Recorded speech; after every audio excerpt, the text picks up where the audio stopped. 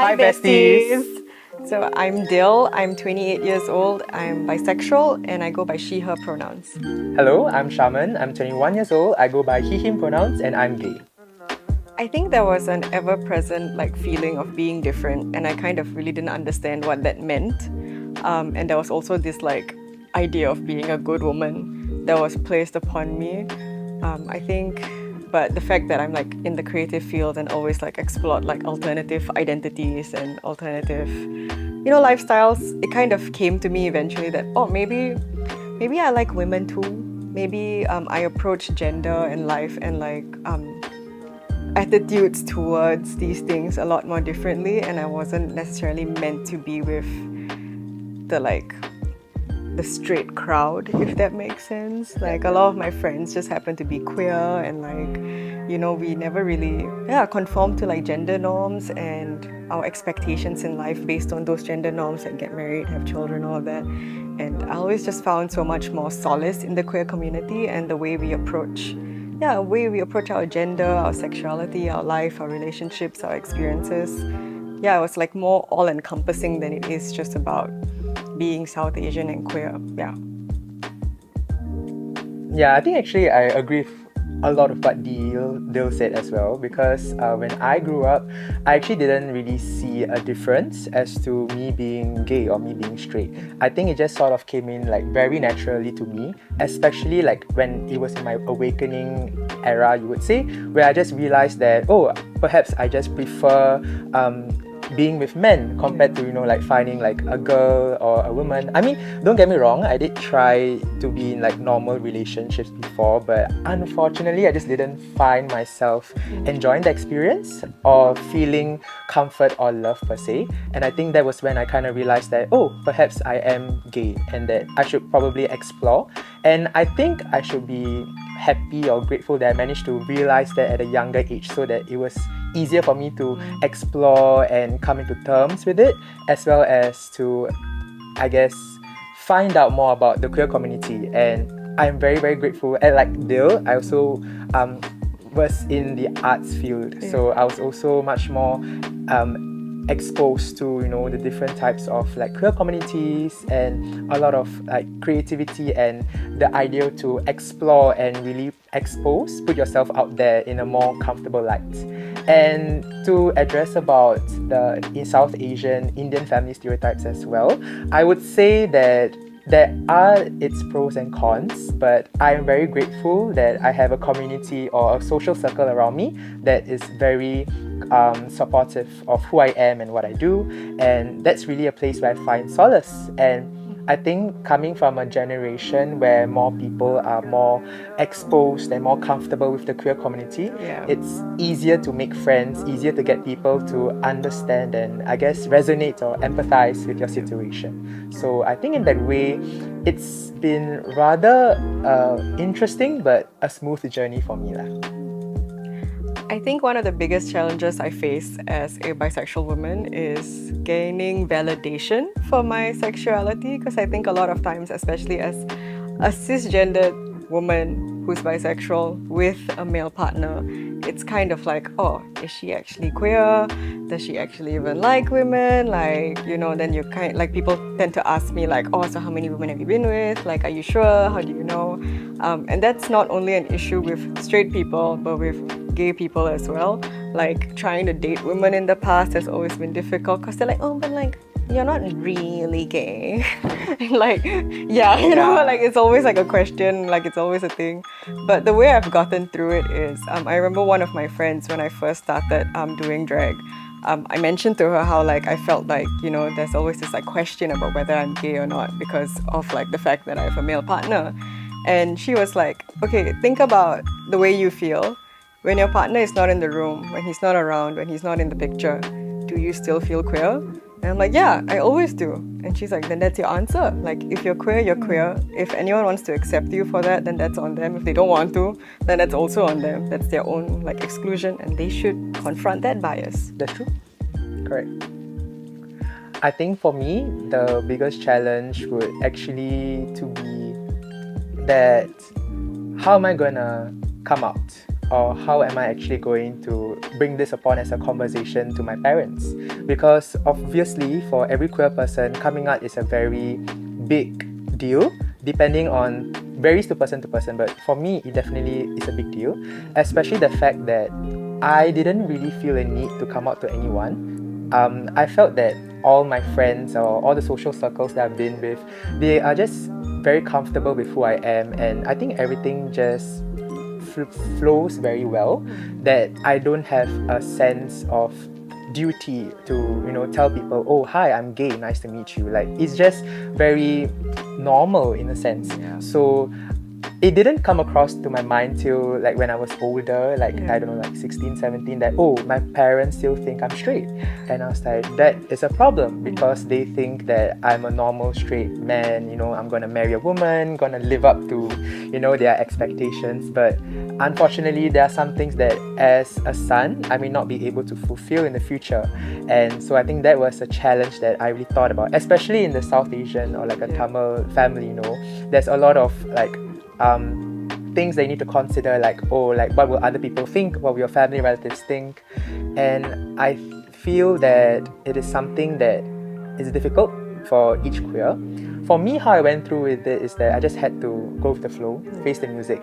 Unfortunately, without my will per se, I had to come out like in 2023 to my parents due to like a situation per se, where they found out through like a third person or like through a third medium. So I felt that that was a bit difficult for me, but I think that just turned into like a positive thing where, okay, if I don't talk about this now, then when will I bring this conversation up?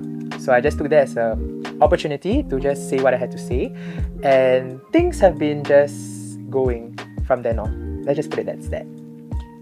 I think for me, initially, I thought about including my South Asian identity more in my drag and performance. But like, actually, I pivoted the other way, because I was like, no, maybe I don't want to force it, you know? Like, I feel like just the fact that I'm brown and South Asian alone, it, like, that's enough, right? Like, I'm a brown woman who does drag. Like, I don't need to force in, like, you know, put on some jumkis or something, or do a Bollywood song and like make it like, oh, that's why I'm like queer or whatever. But like, I think I also just tend to also have a soft spot for like fellow queer brown performers and all of that. Like, you know, I'm very much in that circle of like, you know, we all like uplift each other. And like, I helped one of like my drag queen friends like tie a sari one day. And I'm like, you know, that's where I come in. It's like, you know, me, I can like help you with that and stuff like that. And that's where I guess like my contribution comes in.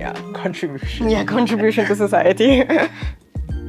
I think for me, though I'm gay and queer, I'm still very oriented to my cultural background per se, because I am also an Indian dancer. So I think that is where like I got my exposure, my opportunity to really express who I am as a person through the form of dance. And Indian dance per se, especially Bharatanatyam, though I'm not classically trained, I'm still very passionate about it. And watching a lot of performers perform on stage, be it male or female, you know, I get very inspired to see how like the beauty or something as integral as dance can really bring out different stories, different emotions. And I think that is something that really stuck and resonated within me over the years, which also kind of was the push factor for me to take up dance as the, you know, like a hobby and as something that I am very interested in. And through dance, obviously you have to perform, right? And it's like similar to your drag. I also need to wear costumes, makeup, wear jewelry, and I think that is somehow another way where I also embrace the Indian culture, because like there's so many different or beautiful, you know, accessories, you know, costume items, and there's a lot of meaning and there's a lot of like, you know, history to it as well. And I think that's something that I embrace along the way, and something that I've chosen to be part of my identity and my expression as well.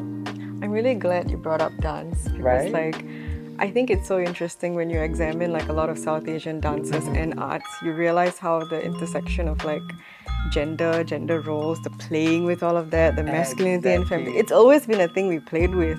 Like, it's such a prevalent part, you know, like in the way we move and stuff like that. But like, just because of colonization and the way we've like moved as society. We've kind of Correct. forgotten that element, and now there's this idea of like, oh, gayness is from the West. Correct. And it's like, no, we've kind of always been playing with these always ideas. been in our roots. Yeah, it's always been there, like this, like like no staunch like man, woman, like it's always kind of been like fluid, and we've always enjoyed playing with that creatively and like expressively. So like I will never shut up about this. So that's another thing I'll Exactly. like at any point if I can talk about it, I will talk about it. So yeah. I think for me, the best advice I can give you is to not focus so much on what your community thinks about you, whether the straight or the gay community. I think it's important for you to look inwardly within yourself, to know yourself and like really play with that. Like, okay, what am I? What do I want to be?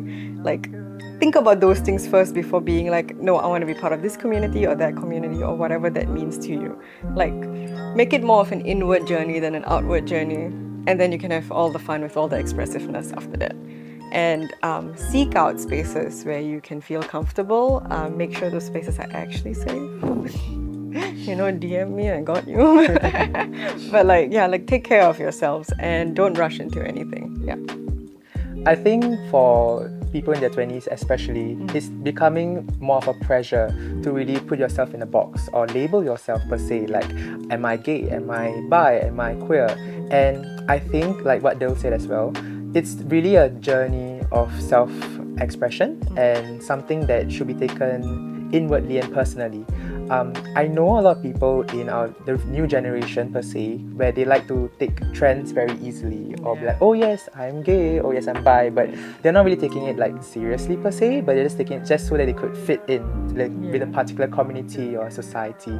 And I think when it comes to that, try not to be too easily followed through the bandwagon. Like, just don't follow the bandwagon or see what is more popular, what is more fun, but it's truly about something that resonates with you better, something that you feel that you are able to express yourself better. And like what Dale mentioned again, there's a lot of different communities and spaces out there. So try to find a safe space where you feel welcomed and you feel that you are safe in. And always know that you're not alone. There's always someone else out there who are facing similar, not the same, but similar challenges as you. And you can always find them through different mediums to find a way to bring yourself back up there. What is most important is that you feel like yourself and you feel great about yourself. And you're safe. And you're safe. And you're safe. Yes. A documentary of my life story would be called Pussies and Pellets, because I rescue kittens, I'm bisexual, and I do makeup. I think a documentary that would showcase about my life per se would be Day in a Life of Charmin. I know it's very simple, but it's more, easier to find, easier. It's more my generation. Thank you for watching. Don't forget to like and follow and stay tuned next week for more queer stories. And with that, thank you besties and happy Pride.